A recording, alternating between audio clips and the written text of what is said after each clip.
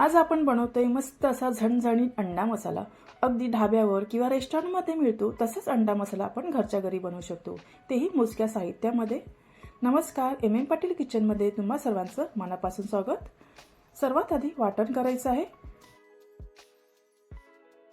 तर मिक्सरच्या भांड्यामध्ये 10-12 लसूण पाकळ्या, 1 इंच आलं आणि 2-3 हिरव्या मिरच्या घ्यायच्या आहेत आणि थोडी मूठभर कोथिंबीर घालायची आहे आणि आपल्याला हे वाटण करून घ्यायचं आहे। ते वाटण तयार आहे। आता आपण हे काढून घेऊया। आता त्याच मिक्सरच्या भांड्यामध्ये 2 टोमॅटोची प्युरी करून घ्यायची आहे। तर इथे आपली टोमॅटोची प्युरी तयार आहे, वाटण सुद्धा तयार आहे आणि मी इथे अंडी सुद्धा उकडून घेतली आहेत।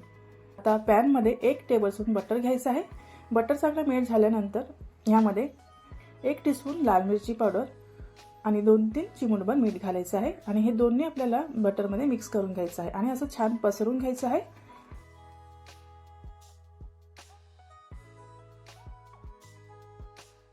तर इथे मी साधारण 4 ते 5 अंडी उकडून घेतली आहे। तर इथे प्रत्येक अंड्याचे अर्धे काप करून घेतले आहे। तर ही अंडी यावरती अशी ठेवायची आहे आणि गॅस कमी करून आपल्याला अर्धा 1 मिनिट आपल्याला ह्याला छान फ्राय करून घ्यायचे आहेत। त्यानंतर पलटायचे आहेत। तर मस्त असा छान रंग आला आहे आणि छान अशी खरपूस फ्राय झाली आहेत। तर दुसऱ्या बाजूने सुद्धा छान अशीच फ्राय करून घ्यायची आहे।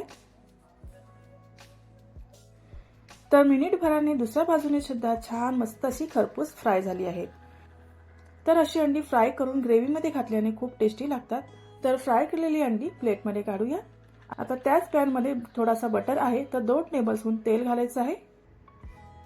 इथे तुम्ही पूर्णपणे तेलाचा वापर सुद्धा करू शकता किंवा पूर्णपणे बटर सुद्धा वापरू शकता। आता ह्यामध्ये बारीक चिरलेला कांदा घालायचा आहे। इथे मी 2 मध्यम आकाराचे कांदे बारीक चिरून घेतले आहेत। आता कांदा आपल्याला सतत परतून घ्यायचा आहे। इथे कांदा आपल्याला जास्त परतायचा आहे, म्हणजे जास्त ब्राऊन होईपर्यंत आपल्याला परतायचा आहे। तर हे बघा 2-3 मिनिटांनी कांदा छान मस्त असा ब्राऊन रंगावरती परतला गेला आहे। आता यामध्ये जे आलं लसणाचे जे वाटण करून घेतलं आहे ते यामध्ये घालायचं आहे आणि 1-2 मिनिटं आपल्याला हे कांद्याबरोबर परतायचं आहे। तर मध्यम आचेवरती परतून घ्यायचं आहे। आता यामध्ये टोमॅटोची प्युरी सुद्धा घालायची आहे।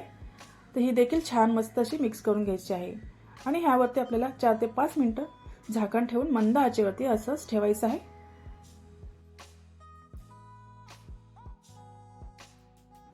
तर हे बघा ह्यातलं पाणी पूर्णपणे निघून गेलं आहे। मध्ये मध्ये मी इथे चेक करून घेतलं होतं आणि छान परतून घेतलं आहे। आता ह्यामध्ये मसाले घालायचे आहेत। तर अर्धा टीस्पून हळद, 1.5 टीस्पून लाल तिखट, 1 टीस्पून धनिया पावडर, अर्धा टीस्पून गरम मसाला घालायचा आहे आणि छान थोडंसं असं परतून घ्यायचं आहे।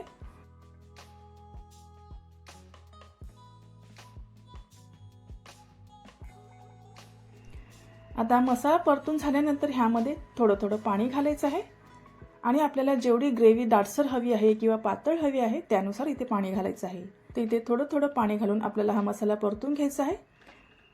तर इथे जवळजवळ मी 1-1.5 वाटी इथे पाणी घातलं आहे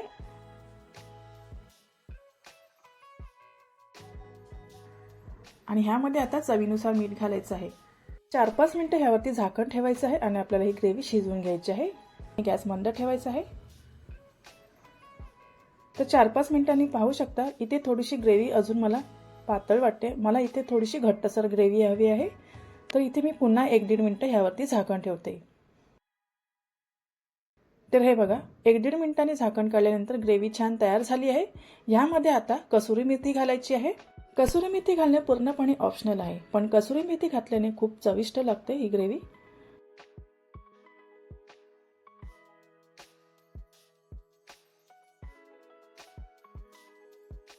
आता ह्यामध्ये आपल्याला फ्राय केलेली अंडी घालायची आहेत।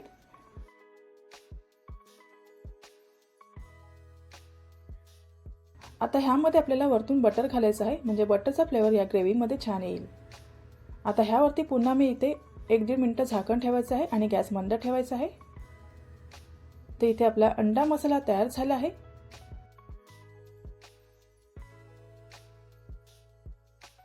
तर इथे आपला तयार आहे मस्त असा झणझणीत अंडा मसाला। हा अंडा मसाला तुम्ही भाकरी, नान कशाबरोबरही खाऊ शकता। तर हा खूप टेस्टी लागतो। तर अशा पद्धतीने तुम्ही नक्की बनवून बघा। व्हिडिओ आवडला असेल तर लाईक शेअर नक्की करा आणि अशाच छान छान रेसिपी पाहण्यासाठी चॅनलला सबस्क्राइब करायला विसरू नका। पुन्हा भेटूया अशाच नवीन रेसिपीमध्ये। तोपर्यंत धन्यवाद।